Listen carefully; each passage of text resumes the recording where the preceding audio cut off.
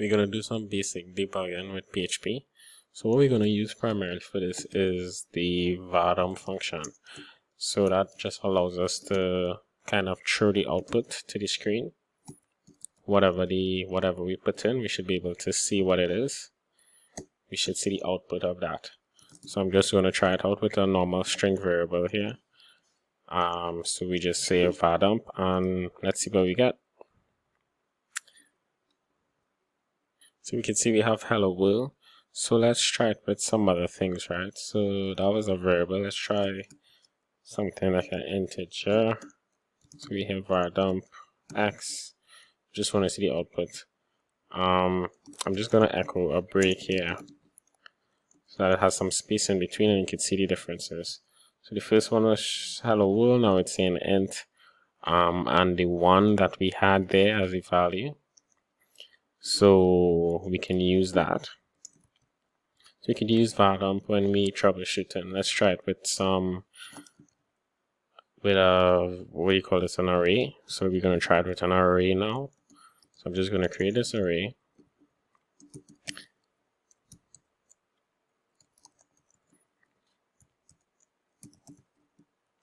And now we're gonna output this. And we're just gonna see how it will show. And again, we're gonna add our page break just to separate the difference, right? So this is how the array shows. We can see all the values that was in the array. So let's try something else now. Let's try with a function. Do you think a function will work? So this function returns. So when I actually try this, the function did not work.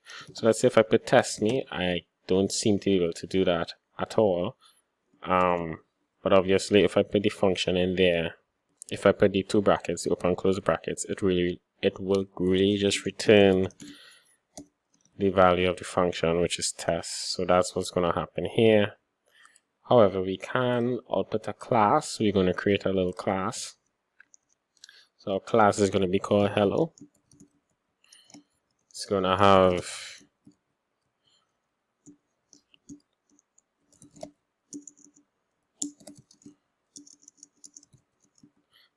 x and a y,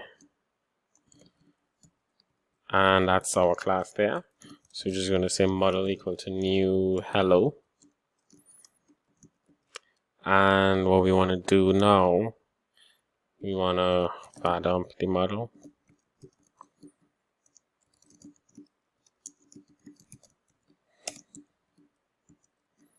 Alright, so let's see what happens there. Alright, so we can see the variables, the properties we created were x and y, so we could see those being outputted there. Alright, so that is basically how I would use var_dump primarily when testing, and I'll show you in the last end of this. There's a little preview. So the next thing we're going to focus now on is the exit function. The exit function is pretty simple. It basically just ends the script. So if I was to type exit here, what we're going to see now is just hello world, right? Because that's basically where I put the exit function and nothing else is done. So you can do this anywhere within your code and you basically stop in the script at that point. So it's very, very effective to see where the script reach and to see what values are occurring at that point. So you could do it before the echo if you wanted to, right? You could do it after the echo. I guess it doesn't matter. If we do it before the var_dump, you won't actually see the value. But then, of course, you could always do something like echo x to actually see what's going on there, and then you just exit. All right. So those are the two things I wanted to focus on today. So we have the var_dump function, the exit. Is it a function or an expression, or does it matter? That works the same way. But anyway, so exit, right? So you could use those two things as a kind of beginner debugging. Now we have a name, and that should actually take care of the fact that it's not being posted. We could check to see if this is happening in the HTML. So we have row 1, and the rows at the bottom should be row 9, which is fantastic. And we want to see if any of this is being posted. This is great. So everything is being posted. This is exactly what you wanted to see. And we can change the value to X and O as the case may be, and that should change. So that is great. So row 1, row 2, row 5. So yeah, in the case that what we want is to always have access to the board, so that what we're doing here, right, we have a hidden input, and this allows us when we submit the form, we have access to the board, or should I say we have access to the current board. So what we're going to do is we'd submit the values, we'd update the board, and then we would save it here.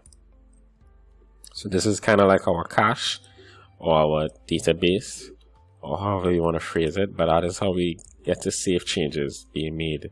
We first output the current board, we make changes to it, and then we save it. Although I'm seeing nothing happening here, which is not good. We should have echo JSON and code, right? So that allows us to output the array, and then we can get back the array when we post in the values. You can see 3, 3, 3, 3, 3, 3, 3. So when we post in values, we can get back the board simply by doing board is equal to I set post board. So this will give us the current value of the board, and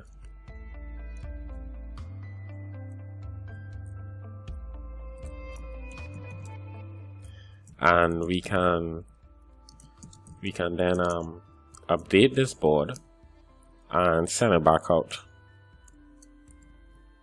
right? See, if we don't do this, the current value of the board will always be this, right? So that's not what we want. We want whatever the current of the value of the board to be is what we're going to be working with. So that's kind of like our history going on there. All right, so that's one thing. We can test it out just to make sure we have no errors. We're still exiting, so let's stop that.